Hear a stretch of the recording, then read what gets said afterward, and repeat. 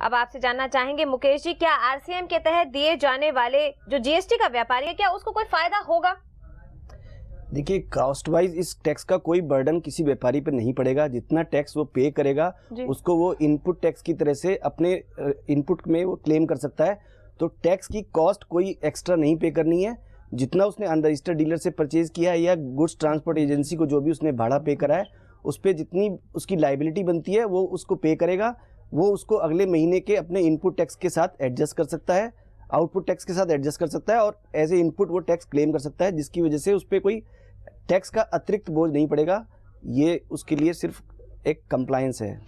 जी दर्शकों, बेहद खास रहने वाला है ये कार्यक्रम। जीएसटी को लेकर, देश की अर्थव्यवस्था को लेकर क्या कुछ बदलाव हो रहे हैं, ये इस कार्यक्रम के माध्यम से आप जान रहे हैं। और इसमें हमारा साथ दे रहे हैं सीए मुकेश गोयल जी, सीए शरद वार्ष्णेय जी।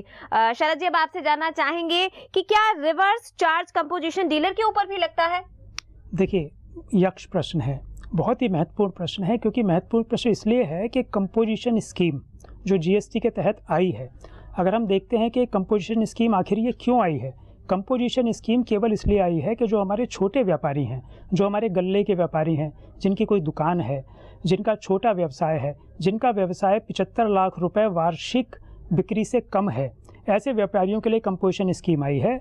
और सरकार ने जीएसटी नियमों के तहत ये बताया है कि जीएसटी के 3 नियम इसमें उन्होंने बनाए हैं कि यदि कोई ट्रेडर भाई हैं हमारे जो केवल ट्रेड का काम करते हैं, यानी कि माल को खरीद करके बेचना कार्य है, उस पर 1% की दर से उनको जीएसटी जमा कराना है। यदि कोई रेस्टोरेंट ओनर हैं तो उनको 5% की दर से जीएसटी जमा कराना है। और यदि हमारे भाई जो कि मैन्युफैक्चरिंग में हैं उनको 2% की दर से जीएसटी जमा कराना है। लेकिन यहाँ विशेष ध्यान देने वाली बात यह है कि जीएसटी प्रावधानों में इन व्यापारियों के ऊपर भी रिवर्स चार्ज मैकेनिज्म लगा दिया गया है, यानी कि इस तरह के व्यापारी वर्ग जो अनरजिस्टर्ड डीलर से माल खरीदते हैं, या कोई, जैसा हमारे गोयल साहब ने बताया, सेक्शन 9 सबसेक्शन 3 के तहत कुछ खास व्यक्तियों से, जैसे गुड्स ट्रांसपोर्ट ऑपरेटर हैं या इस तरह से संबंधित व्यक्तियों से अगर कोई सेवाएं लेते हैं, तो उनको भी, यानी कि जो छोटे व्यापारी हैं, उनको भी ध्यान रखने वाली बात यह है कि उनको भी रिवर्स चार्ज मैकेनिज्म के तहत टैक्स जमा कराना पड़ेगा। जी, तो बहुत अहम जानकारियां आपसे हमें इस कार्यक्रम के दौरान मिल रही हैं। अब आपसे जानना चाहेंगे किन विशेष बातों का हमें ध्यान रखना चाहिए इस आरसीएम के तहत, और कौन कौन सी विशेष सावधानियां हैं जिसको लेकर एक जो व्यापारी है वो सजग हो सके? देखिए, इसमें सबसे महत्वपूर्ण प्रश्न है कि हमें किस दर से उस पर टैक्स पे करना है आरसीएम में। ये एक बड़ा ही कठिन विषय है, क्योंकि हमें हर एक आइटम और हर एक गुड्स सर्विसेज के हिसाब से अलग अलग जो उस पर जिस दर से उस पर टैक्स एप्लीकेबल है, उस दर से ही हमें आरसीएम जमा कराना है। तो इसका प्रोसेस ये होगा कि जितना भी हम अनरजिस्टर्ड डीलर से पूरे मंथ में सामान खरीदते हैं, उस सबका एक टोटल कंसोलिडेटेड एंट्री हमें बनानी होगी, रेट वाइज, कि हमें इतना, इस रेट का हमने इतना आइटम खरीदा या इतने रेट की ये सर्विसेज खरीदी। उसका एक अपने ऊपर सेल्फ इनवाइस जनरेट करके टोटल लाइबिलिटी आपको निकालनी होगी कि हमारी इतनी लाइबिलिटी बनती है, और वो लाइबिलिटी आपको अलग से पे करनी पड़ेगी। पहले आप आरसीएम की लाइबिलिटी पे करेंगे, उसके बाद ही उसका आपको इनपुट क्रेडिट मिलेगा। आप आरसीएम की लाइबिलिटी पहले किसी इनपुट से पे नहीं कर सकते, पहले आप आरसीएम की लाइबिलिटी पे करेंगे और उसको फिर हम किसी आउटपुट लाइबिलिटी के साथ सेट ऑफ कर सकते हैं। पहले चीज़ तो ध्यान रखनी है कि हमें हर आइटम का रेट बहुत अच्छी तरह पता होना चाहिए।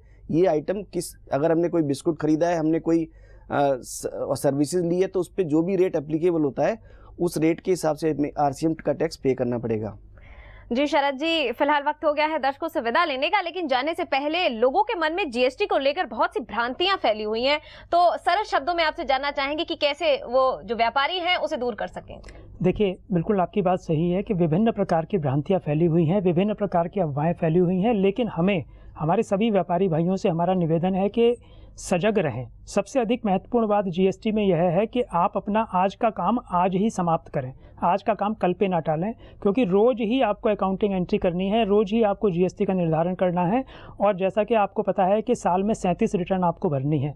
हर महीने 3 रिटर्न आपको भरनी है और वर्ष में 1 वार्षिक रिटर्न भरनी है। और उससे भी महत्वपूर्ण बात जो कि एक आज के इस परिदृश्य में अगर हम रिवर्स चार्ज मैकेनिज्म की बात करें तो सबसे महत्वपूर्ण बात यह है कि सेक्शन 9 सब सेक्शन 3 के तहत यदि कोई व्यापारी कहता है जी मेरी थ्रेशोल्ड लिमिट 20 लाख से कम है, मैं तो बहुत छोटा व्यापारी हूँ, जीएसटी में रजिस्ट्रेशन कराने की आवश्यकता नहीं है, लेकिन यदि वो कोई खास तरह की सर्विसेज लेता है तो चाहे उसकी टर्नओवर 1 लाख रुपए ही क्यों ना हो वर्ष में, चाहे उसकी टर्नओवर 2 लाख रुपए ही क्यों ना हो वर्ष में, उसको भी जीएसटी में रजिस्ट्रेशन कराना पड़ेगा, जैसे गुड्स ट्रांसपोर्ट ऑपरेटर की बात अभी हमने कही।